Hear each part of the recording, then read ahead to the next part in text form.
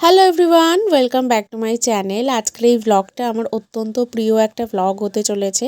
আর সাথে আজকের দিনটাও আমার ভীষণ প্রিয়, কারণ আজকে থেকে ঠিক 1 বছর আগে আমাদের রেজিস্ট্রি ম্যারেজ হয়েছিল। আর আজকে হচ্ছে সেই দিনটা 17 জানুয়ারি। তো আজকে আমাদের রেজিস্ট্রি ম্যারেজের অ্যানিভার্সারি। আজকের দিনেই আমরা অফিসিয়ালি দুজনে হাজব্যান্ড অ্যান্ড ওয়াইফ হয়েছিলাম। তাই জন্য আমরা সবাই মিলে ঠিক করলাম যে আজকে মায়ের কাছে গিয়ে পুজো দিয়ে আসা যাক। যাবো করছিলাম অনেক দিন ধরে, কিন্তু যাওয়া হচ্ছিল না। তবে আজকে আমাদের বেরোনোটাও ভুল টাইমে হয়েছিল। আমাদের ওখানে পৌঁছাতে 1:30 বেজে গেছিলো। আর তোমরা তো জানো দক্ষিণেশ্বরের মন্দির 12টার মধ্যে বন্ধ হয়ে যায়। তাই জন্য আর কি পুজো দেওয়া হলো না। আর এদিকে এতগুলো বাচ্চা ছিল, মানে আমার বোনেরও শরীর খারাপ ছিল, তারপর ঘন্টু ছিল, ভাই ছিল, এদের শরীরটা খারাপ লাগছিল যেহেতু সকাল থেকে না খেয়েছিলাম। স্পেশালি আমার বোনের শরীরটা রাস্তায় ভীষণ খারাপ হয়ে গেছিলো, সারাদিন খালি পেটে ছিল বলে। তাই জন্য আমরা সবাই মিলে ডিসাইড করলাম খেয়ে নিই, পুজো দেওয়ার সময় মায়ের কাছে একটু ক্ষমা চেয়ে নেবো। কারণ কিছু করার ছিল না, অতক্ষণ না খেয়ে থাকলে মন্দির খুলতে সেই 4:30, অতক্ষণ না খেয়ে থাকলে তো শরীর খারাপ হয়ে যাবে। যাই হোক, আমরা খাওয়া দাওয়া কমপ্লিট করে এসেছিলাম আদ্যাপীঠে। আর আদ্যাপীঠে আমি পাক্কা 3 বছর পর এলাম। অভির সাথে প্রথম এসেছিলাম যখন দক্ষিণেশ্বরে এসেছিলাম ওর সাথে ঘুরতে, একদম সম্পর্ক শুরু হওয়ার প্রথম তখন এসেছিলাম। আর এই এলাম সবার সাথে ফ্যামিলিকে নিয়ে। তো মন্দিরে আমরা একটু বসেছিলাম। আর এইদিকে তো মন্দিরও বন্ধ, দক্ষিণেশ্বরের মন্দির বন্ধ মানে আদ্যাপীঠও বন্ধ, আর ওইদিকে বেলুড় মঠও বন্ধ, সবই বন্ধ। তাও আমরা একটু ঘুরছিলাম, এখানে ঘন্টু আনন্দ করছিল সেটাও দেখছিলাম। মানে আজকে সব কিছু মিলিয়ে খুব মজা হয়েছে। তবে আমাদের একটু বিরক্তও লাগছিল যে সমস্ত কিছুই বন্ধ ছিল, কিন্তু কিছু করার ছিল না, আমাদেরই দোষ। আমাদের বেরোতে বাড়ি থেকে অনেকটাই দেরি হয়ে গেছে, তাই আর কি। তারপর আমরা বেলুড় মঠ যাচ্ছি। আর এদিকে দেখো লঞ্চের অবস্থা, মানে বসার কোনো সিট নেই, সবাই মাটিতেই বসে আছে।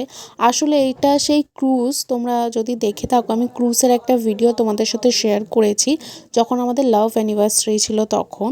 মানে এটা হচ্ছে অ্যাকচুয়ালি ক্রুজ, এইখানটায় ফুড কাউন্টার থাকে, তাই জন্য এইটা পুরোটাই ফাঁকা, মানে সিট অ্যারেঞ্জমেন্ট নেই। তো এটা হচ্ছে এক ধরনের ক্রুজ। তারপর আমরা এখান থেকে বেরোচ্ছি দক্ষিণেশ্বরে যাওয়ার জন্য। আর এই সিস্টেমটা আমার বেশ ভালো লাগলো, কারণ একটা দিক দিয়ে মানুষ যাচ্ছে লঞ্চে ওঠার জন্য, আর একটা দিক থেকে লঞ্চ থেকে যারা বেরোচ্ছে তারা আর একটা দিক থেকে যাচ্ছে, মানে একই জায়গায় একটা গুলোগুলি হচ্ছে না। এই সিস্টেমটা আমার ভীষণ ভালো লাগলো। ফাইনালি এতক্ষণ পর আমরা মন্দিরে প্রবেশ করলাম। আর এবারে আমরা যাচ্ছি সোজা প্রসাদ নিতে।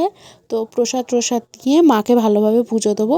এবার জানো তো মন্দিরে কোনো ভিডিও অ্যালাউ নেই, তাই জন্য আমাদেরকে ফোনটা রেখে দিয়েই যেতে হবে। পুজো দিয়ে আসি, তারপর তোমাদের সাথে আরও সমস্ত কিছু ডিটেলস শেয়ার করব।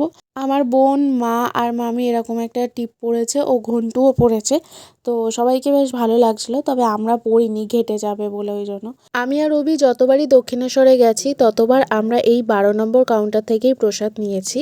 এইটা আমাদের খুব চেনা পরিচিত হয়ে গেছে, কারণ বহুবার গেছি আমরা। তোমরাও চাইলে এখান থেকে নিতে পারো, আর আমাদের ভিডিও দেখালে কিন্তু তোমাদের একটু ডিসকাউন্টও হয়ে যাবে। তারপরে আমরা সোজা চলে এলাম বাড়ির দিকে।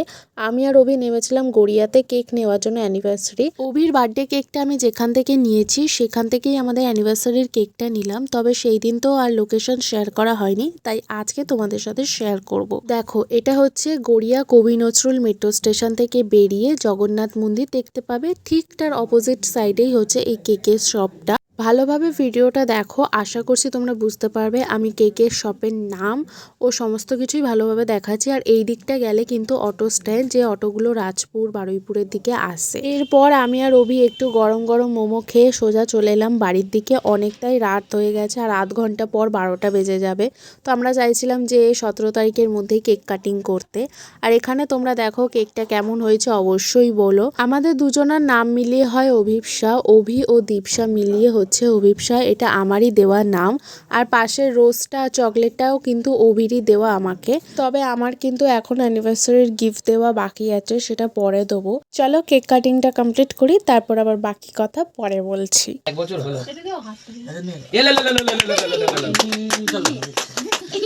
আমি দিয়ে দিই, বলবি তো হ্যাপি অ্যানিভার্সারি, সেই পড়া করে চলে গেল। এই যা ও ফ্রি কেক খেয়ে যেটা অ্যানিভার্সারি, এই কেকটার জন্য গড়িয়ায় গেছে।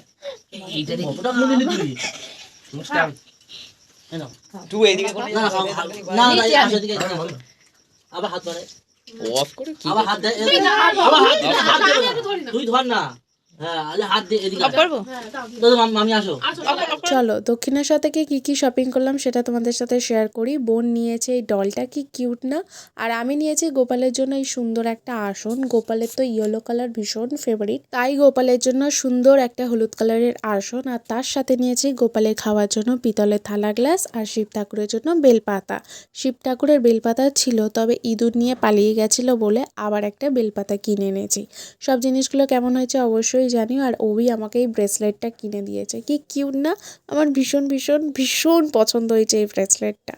তো আমাদের প্রথম অ্যানিভার্সারি এইভাবেই কাটলো ফ্যামিলির সাথে। আজকে দিনটা সেলিব্রেট করে ভীষণ ভীষণ ভীষণই ভালো কেটেছে। আমরা দুজনেই তো হামেশাই ঘুরতে থাকি, তবে আজকের দিনটা ফ্যামিলির সাথে কাটিয়ে কিন্তু ভীষণ ভালো লেগেছে। আর তোমরা সারাদিনের ব্লগে কিন্তু দিদুনকে দেখতে পাওনি, মানে আমার দিদাকে, কারণ দিদা বাড়িতে নেই। দিদা গেছে তার বাপের বাড়িতে ঘুরতে, ওখানে মেলা হচ্ছে, তো দিদা ওই জন্য ওখানে গেছে। তাই জন্য আজকে কিন্তু আমার ব্লগে দেখতে পাওনি, তবে দিদা থাকলে কিন্তু দিদাও আমাদের সাথে যেত।